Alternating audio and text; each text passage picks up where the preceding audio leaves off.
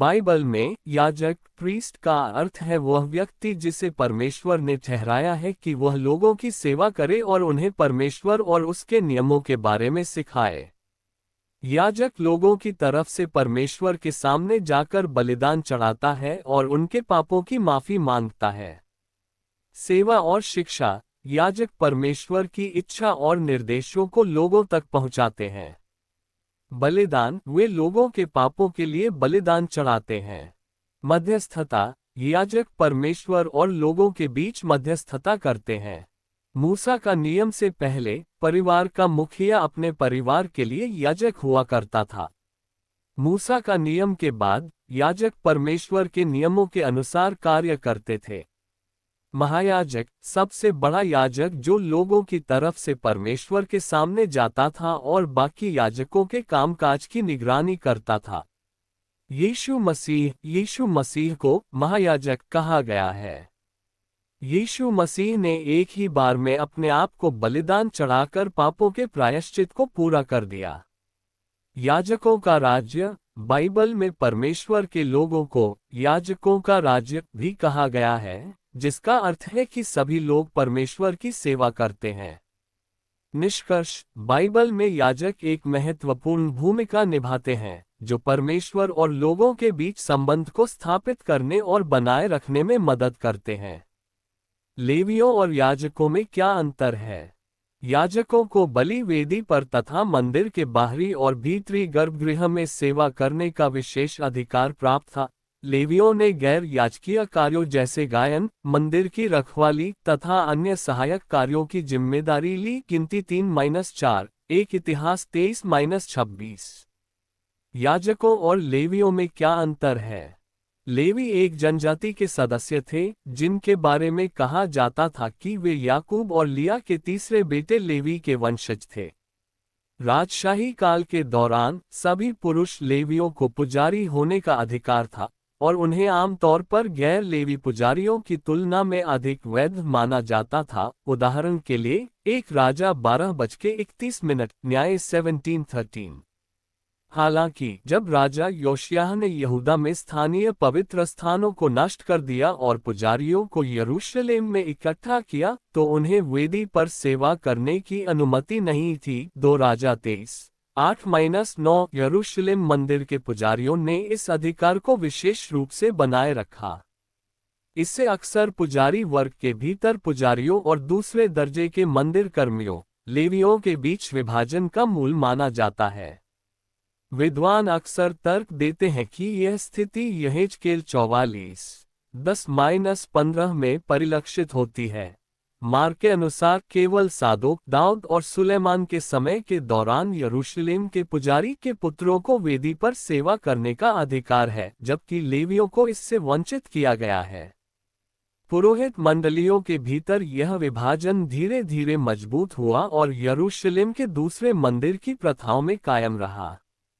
पुजारियों के पास बलि वेदी पर और मंदिर के बाहरी और भीतरी गर्भगृह में सेवा के लिए विशेष अधिकार थे। लेवियों ने गायन, मंदिर की रखवाली और अन्य सहायक कार्यों जैसे गैर पुजारी कार्यों की जिम्मेदारी ली। गिनती 3-4, 1 इतिहास 23-26।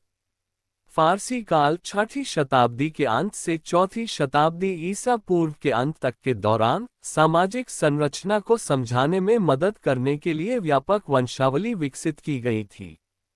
पुजारियों और लेवियों दोनों को लेवी जनजाति की वंशावली में शामिल किया गया था। पुजारियों को हारून और सादोक की वंशावली में शामिल किया गया था। उदाहरण के लिए, 1 इतिहास 6:1-15। लेवियों को अन्य जनजाति के सदस्यों की वंशावली में शामिल किया गया था। 1 इतिहास 6। मंदिर के रक्षकों और गायकों को लेवियों में नहीं गिना जाता था। उदाहरण के लिए, एजरा 2:40-42, एजरा 2:70। संभवतः फारसी काल के मध्य तक। 1 इतिहास 6, लगभग 5वीं शताब्दी पू के मध्य तक। लेवियों और याजकों के बीच क्या संबंध था? हिब्रू बाइबल में अक्सर लेवियों और पुजारियों के बीच तनाव को दर्शाया गया है। पेंटाट्यूकल ग्रंथ, जो संभवतः पुरोहित शास्त्रियों द्वारा लिखे गए थे, हारून के बेटों को अन्य लेवियों से ऊपर एक सख्त पदानुक्रमिक क्रम में रखते हैं। उदाहरण के लिए लेव 1-16 संख्या 3-4। बाद के लेखन जैसे कि कोरह की कहानी संख्या 16 द्वारा इस क्रम को और मजबूत किया गया है, जो पुरोहिती की मांग करने के लिए लेवियों को कठोर रूप से दोषी ठहराता है। कहानी को आमतौर पर फारसी काल के दौरान एक पुरोहित शास्त्रियों द्वारा लिखा गया माना जाता है। इसी तरह उपर्युक्त एजेक 44 मूर्ति पूजा के लिए लेवियों की निंदा करता है। लेवियों की आवाज इस विवाद का विरोध करते हुए विशेष रूप से इतिहास की पुस्तकों में सुनी जाती है, जिनके बारे में अक्सर माना जाता है कि वे 5वीं-4वीं शताब्दी ईसा पूर्व के दौरान लेवियों द्वारा या उनके पक्ष में लिखी गई थीं। पुजारियों और लेवियों के बीच कार्यात्मक विभाजन को बनाए रखते हुए इतिहास राजा दाऊद द्वारा दिए गए लेवियों की सम्मानजनक स्थिति और भूमिकाओं का वर्णन करता है। लेवियों के कार्य जैसे मंदिर की पूजा और सुरक्षा पुरोहिती कर्तव्यों की तुलना में अधिक विस्तार और महत्व में वर्णित हैं। उदाहरण के लिए कुछ गायकों को भविष्यद्वक्ताओं के रूप में बहुत सम्मान दिया जाता है। उदाहरण के लिए लेवी मंदिर के कोषाध्यक्ष हैं और मंदिर सेवा के क्रम को नियंत्रित करते हैं। वे बलिदान सेवा में भी शामिल होते हैं। उदाहरण के लिए जो पुजारियों के लेखन में अकल्पनीय है, लेव्य व्यवस्था 1-9। वे पुजारियों के साथ लोगों को आशीर्वाद देने का अधिकार भी साझा करते हैं। इसके अलावा मंदिर के बाहर लेवियों को प्रशासक और अधिकारी न्यायाधीश जॉर्डन नदी के दोनों किनारों पर निगरानी रखने वाले योद्धा दरबारी शास्त्री और लोगों के शिक्षक के रूप में नियुक्त किया जाता है। इसलिए इतिहास में लेवियों ने न केवल मंदिर बल्कि राज्य को भी नियंत्रित किया और अब वे दूसरे स्थान पर नहीं हैं, बल्कि पुजारियों से बेहतर नहीं तो उनके बराबर हैं।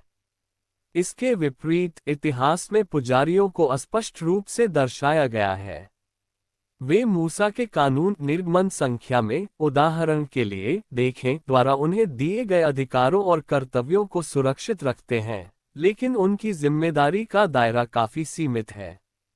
उदाहरण के लिए उच्च पुजारियों के बजाय राजा उत्सव के बलिदान की शुरुआत करते हैं और मंदिर को शुद्ध करते हैं। उदाहरण के लिए इसके अलावा इतिहास स्पष्ट करता है कि लेवीय पुजारियों से अधिक पवित्र हो सकते हैं और यरूशलेम के विनाश के लिए पुजारियों को दोषी ठहराते हैं। इतिहास ऐतिहासिक होने के बजाय वैचारिक है, जो लेवियों की आदर्श भूमिकाओं और स्थितियों को राजशाही काल में वापस ले जाता है। ये पुस्तक पुजारियों के लेखन में परिकल्पित पदानुक्रमित और पुजारी केंद्रित पंथ को चुनौती देती है और लेवियों और लोगों के पक्ष में एक समतावादी पंथ प्रणाली को बढ़ावा देती है।